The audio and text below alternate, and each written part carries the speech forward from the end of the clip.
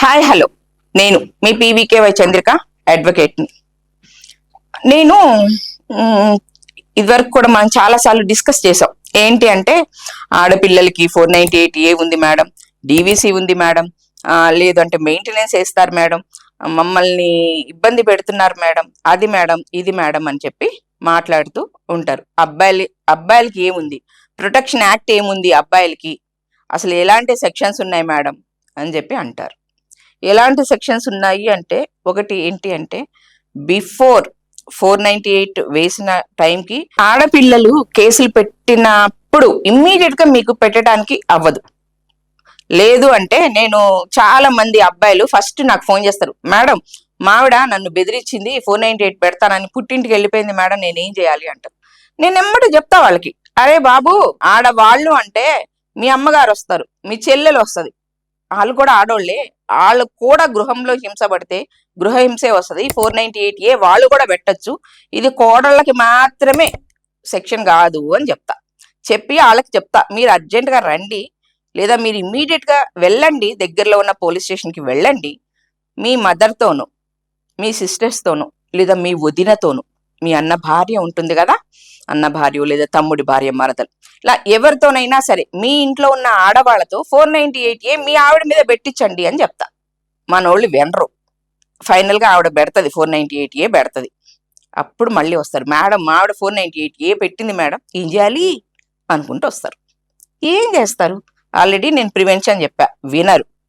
సరే, ఇప్పుడు ఏంటి అంటే ఒక 2 సెక్షన్ల కోసం చెప్తా, కాకపోతే అవి ఏంటంటే 498కి ఈక్వల్ గా అయితే కావు, లేదా 498A ఏదైతే మూవ్ ఆన్ అవుతూ ఉందో, అంటే జరుగుతూ ఉంటుందో, కోర్టులో కానీ పోలీస్ స్టేషన్లో కానీ జరుగుతూ ఉంటుందో అప్పుడు కూడా వేయటానికి కుదరదు. కానీ ఈ 2 సెక్షన్స్ వల్ల మగవాళ్ళకి ఆఫ్టర్ ద కోర్టు జడ్జిమెంట్ ఆ 498A ఒకవేళ కొట్టివేయబడితే అలాంటి టైంలో ఈ 2 సెక్షన్స్ మీకు ఉపయోగపడతాయి. 211 అనేది ఒక సెక్షన్, నెక్స్ట్ IPC 182 అనేది ఒక సెక్షన్.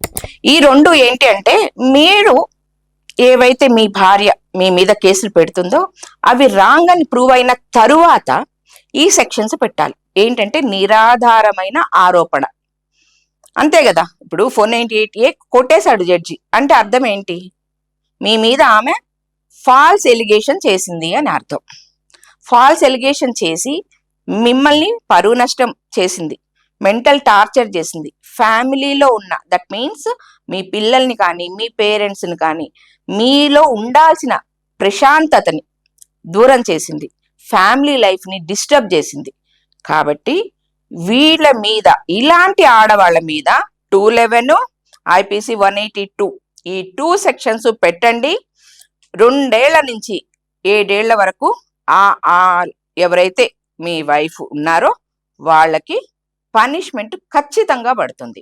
ఇది కాక 498A జరుగుతూ ఉన్నప్పుడు కూడా నేను చీటింగ్ పెట్టమని చెప్తాను.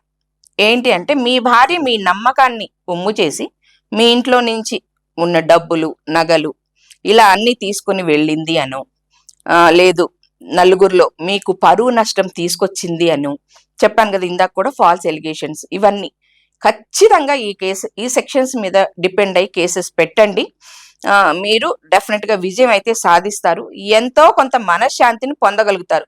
అంటే మన మీద అసత్య ఆరోపణలు చేసిన ఆడవాళ్ళని అట్లా వదిలేసాము అన్న గిల్టీనెస్ మీకు ఉండకుండా ఉంటుంది అని ఈ సెక్షన్స్ ని తీసుకొని వచ్చింది కోర్టు. ఈ 2 సెక్షన్స్ ని as well as 420 cheating case కూడా ఖచ్చితంగా పెట్టొచ్చు. పెడితే మీ భార్య తప్పు అనేది ప్రూవ్ అయితే 2 years నుంచి 7 years వరకు ఆవిడకి జైలు శిక్ష పడుతుంది, అండ్ మోర్ ఎవర్ పనిష్మెంట్ ఉంది, అండ్ జరిమానా కూడా వేస్తారు. ఆవిడకి ఖచ్చితంగా జరిమానా వేస్తారు. ఆవిడకి సపోర్ట్ చేసిన వాళ్ళకి, పేరెంట్సో లేకపోతే ఫ్రెండ్సో ఎవరైతే ఉంటారో, ఆవిడ ఆ వేలో వెళ్ళడానికి ఎవరైతే సహకరించారో వాళ్ళ మీద కూడా చర్యలు తీసుకోబడతాయి. కాబట్టి మగవాళ్ళు మీరు కొంచెం రిలీఫ్ అవ్వచ్చు. ఈ 2 సెక్షన్స్, ఈ 2-3 సెక్షన్స్ ఉన్నాయని చెప్పాను కదా, వీటిని ఉపయోగించుకుంటే మీరు రిలీఫ్ పొందొచ్చు. బట్ ఇవేంటి అంటే, ఆ సెక్షన్స్ 498A కోర్టు కొట్టేసిన తర్వాత మాత్రమే పెట్టడానికి మీకు అవకాశం ఉంటుంది.